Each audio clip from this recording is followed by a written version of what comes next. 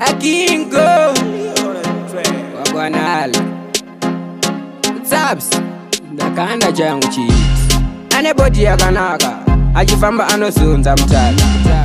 Vandiwona vanomaka Aneganda rakachena semukaka Makumbo ake akanaka Fesi mu Indiana Mwana uyu akanaka Flexible Saka e-bike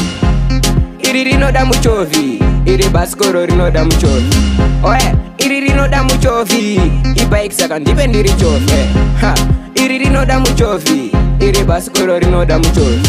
Oe Iri rinoda muchovi E-bike saka ndipe ndiri chovi Andidoni naro Ndetare kupinza mu highway Ziyaze naro Ndiri muchovi ndine umwe muchovero Oe King Kong Mugariro kana muchovero Mukwiriro kana mumanyiro Ibaskoro saka nderangu Bike rinoda muchovi Zichireva kuti rinoda mugoni Ndori chova muripo Kusvika pakubvunza mudzidzisi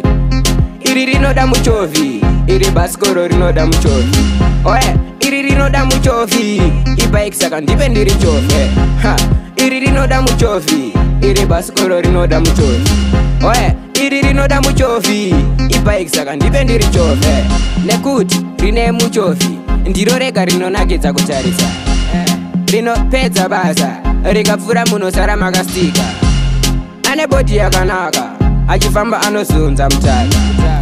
Vandiwona vanomaka Ane ganda rakachena semukaka Makumbo ake akanaka Fesi mu Indiana Mwana uyu akanaka Flexible Saka e-bike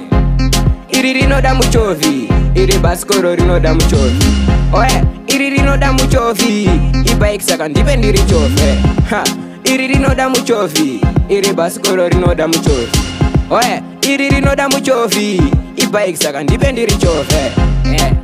Muchovi Mudiga na mombe But kana uri muchovi Otoziva tunochova